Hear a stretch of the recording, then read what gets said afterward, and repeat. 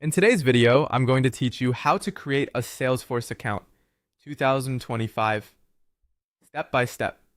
To get started, open your web browser and go to the official Salesforce free trial page.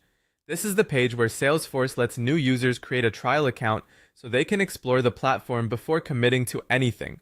Make sure you are on the official Salesforce website so you know you're signing up through the correct source. Once the page loads, you'll see the registration form. Here, you'll need to enter your basic business information.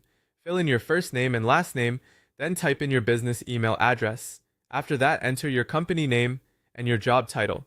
You'll also be asked to choose the number of employees at your company as well as your country or region. Take a moment to review everything before moving on because using accurate information can help avoid problems later in the account setup process. When the form is complete, click Start Free Trial.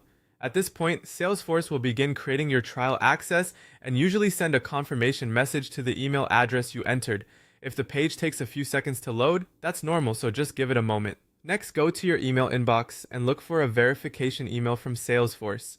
If you don't see it right away, check your spam, junk, or promotions folder, since automated emails sometimes end up there. Open the email once it arrives and then click the verification link inside. This step confirms that you own the email address and activates the next stage of your account setup. After clicking the link, you'll be prompted to create your password and set up a security question. Choose a strong password that you can remember, but that isn't easy for others to guess.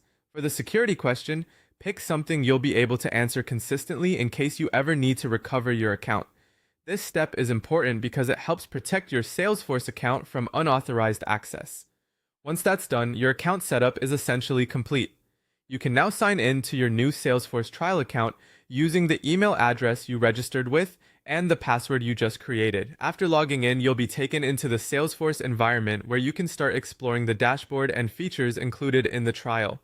That's all it takes to create a Salesforce account. If you follow each part carefully, the process is usually quick and straightforward, and you'll be ready to start using Salesforce in just a few minutes.